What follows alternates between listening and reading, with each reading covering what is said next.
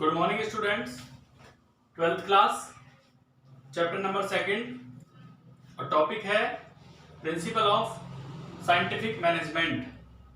Principle of scientific management जो दिए गए वो FW टेलर के द्वारा दिए गए और ये आपको पेज नंबर पे मिलेगा 83 से 84 पर। दो प्रिंसिपल मैं आपको करा चुका हूं, साइंटिफिक प्रिंसिपल, और आज ये 3rd नंबर का आपका स्टार्ट करते हैं, कोऑपरेशन नॉट इंडिविजुअलिज्म। इसमें क्या होता है कि कोऑपरेशन करना, सहयोग करना, मिलकर काम करना, एक दूसरे के सहयोग से काम को आगे चलाना। This principle is the extension of harmony not discord. ये जो प्रिंसिपल है ये एक्सटेंशन है, उसी का विस्तार है जो हमने 2nd नंबर पे प्रिंसिपल पढ़ा, साइंटिफिक प्रिंसिपल पढ़ा, हार्मोनी नॉट डिस्कॉर्ड, उसी का ये विस्तार है। टेलर इंसिस्ट दैट, टेलर ने किस चीज पर जोर दिया? There should be cooperation between worker and manager, कि वर्कर और मैनेजर को एक कोऑपरेशन के साथ, सहयोग के साथ मिलकर काम करना चाहिए।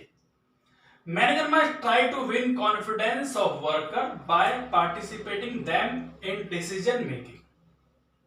मैनेजर को अपने एम्प्लॉइज का कॉन्फिडेंस जीतना चाहिए, उनके विश्वास को जीतना चाहिए। किस तरीके से जीता जाएगा?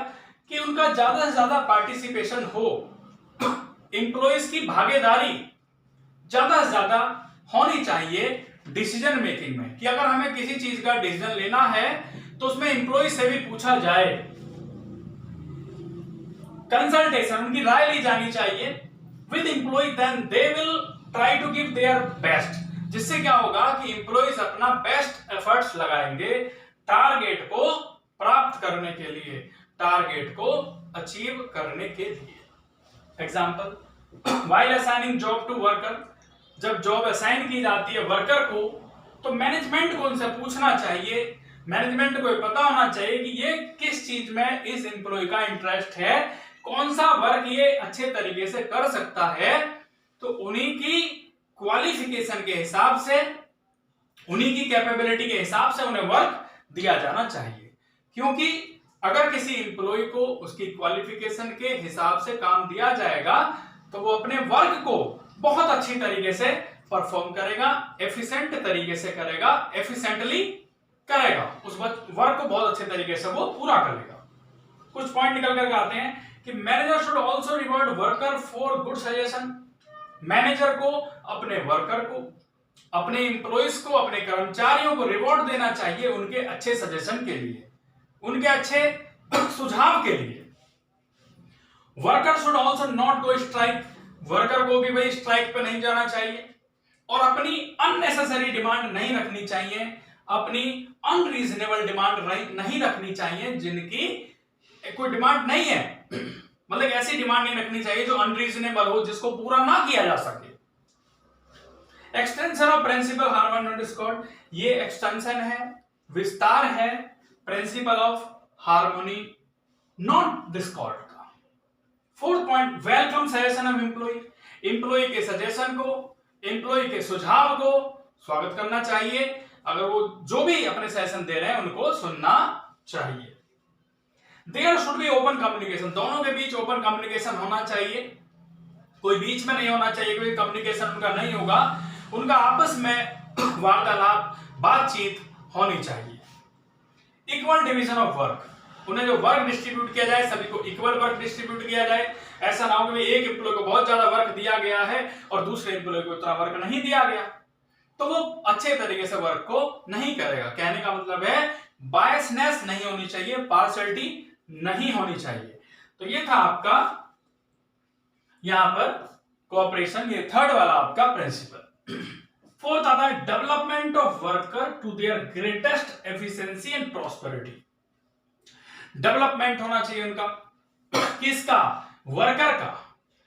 Industrial efficiency depend upon the efficiency of worker, जो इंडस्ट्री की एफिशिएंसी है, जो इंडस्ट्री की काम करने की क्षमता है, वो किस पे डिपेंड करती है?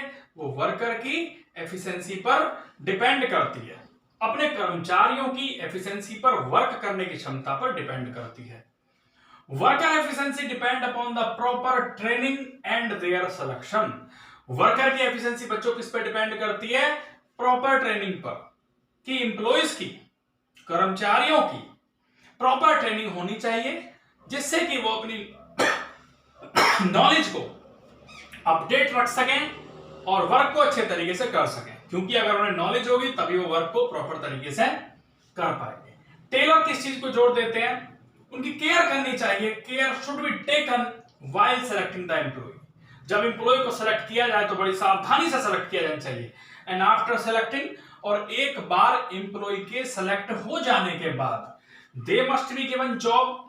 उन्हें जो जॉब दी जानी चाहिए, एक बार एम्प्लॉय के सेलेक्ट हो जाने के बाद उन्हें जो जॉब दी जानी चाहिए वो उनकी क्वालिफिकेशन के हिसाब से दी जानी चाहिए।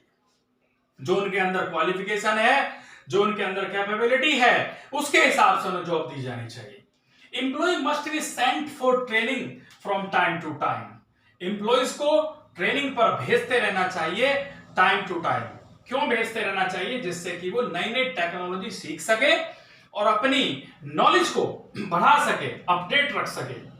दिस विल इंश्योर, इससे क्या होगा? ये इंश्योर होगा कि greatest efficiency and prosperity for both company and worker.